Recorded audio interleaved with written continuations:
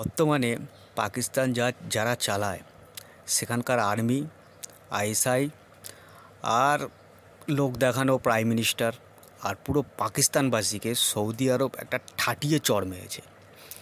বন্ধুগণ, ভিডিওতে আগে বেরোনোর আগে চ্যানেলটা সাবস্ক্রাইব করে রাখুন এরকমই ভিডিও দেখবার জন্যে। তো বন্ধুগণ, কিছুদিন আগেই পাকিস্তানের যে প্রধানমন্ত্রী নওয়াজ শরীফের ভাই, তিনি গিয়েছিলেন সৌদি আরবের সৌদি প্রিন্স মোহাম্মদ বিন সালমানের সঙ্গে দেখা করতে। পাকিস্তান যখনই কোনো দেশে যায় ধরেই নেওয়া যায় সে ভিক্ষা চাইতেই যাচ্ছে, আর এটা তো তাদের শুরুকার বাপ। সৌদি আরব একদম শুরু সে তারা পাকিস্তান দেশটা টোটালি ভিক্ষার ওপর চলে।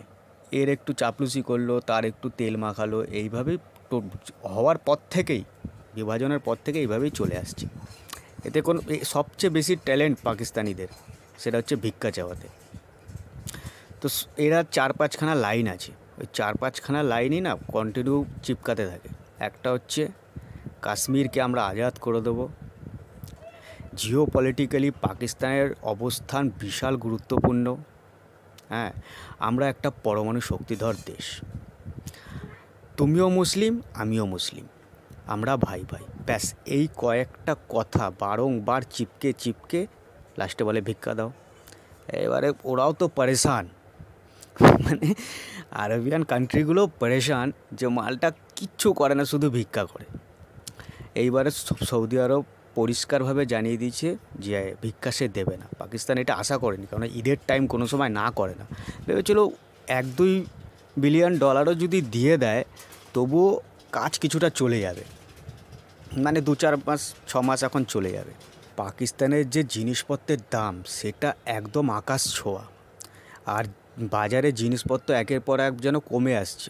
তো সেখানকার প্রশাসন এখন ভাবছে যে বাইরে থেকে যদি কিছু আমদানি করে নিত্য প্রয়োজনীয় জিনিস বাজারের ছাড়া হয় তাহলে হয়তো জিনিসপত্রের দাম কিছুটা অধীনে আসবে, এই হিসাবেই গিয়েছিল।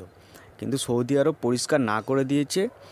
আর সৌদি আরবকে বলেছিল, তাহলে এক কাজ করো, তুমি যে 2 বছর আগে বলেছিলে যে $25 বিলিয়ন পাকিস্তানে ইনভেস্ট করবে, সেটা কিছু ইনভেস্ট করো, তাতেও আমাদের কামকাজ বাড়বে, কিছু একটু উন্নতি করতে পারবো।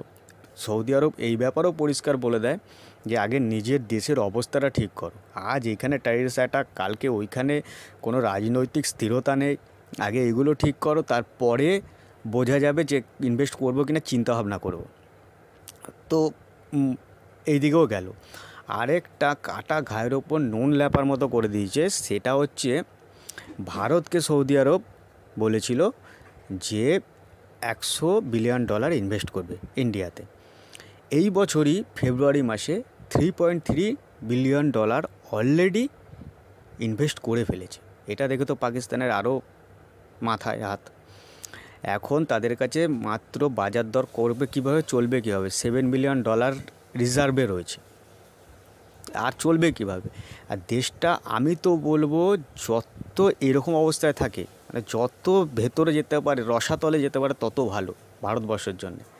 কেননা আমরা যতই তাদের শত্রু নাও মানি, মিত্র নাও মানি, কিছুই না মানি, পাকিস্তান কিন্তু অলওয়েজ সর্বদা আমাদের শত্রু ভাবে। আর ওর অবস্থা এরকম খারাপ থাকলেই এই দেশটার, তাহলে ভারতের পক্ষে শান্তির। এই ব্যাপারে আপনাদের কি বলার আছে কমেন্ট করে বলতে পারেন। ভাইয়ের ভিডিও যদি ভালো লাগে চ্যানেলটা সাবস্ক্রাইব করে রাখতে পারেন এরকম ভিডিও দেখার জন্য। ধন্যবাদ।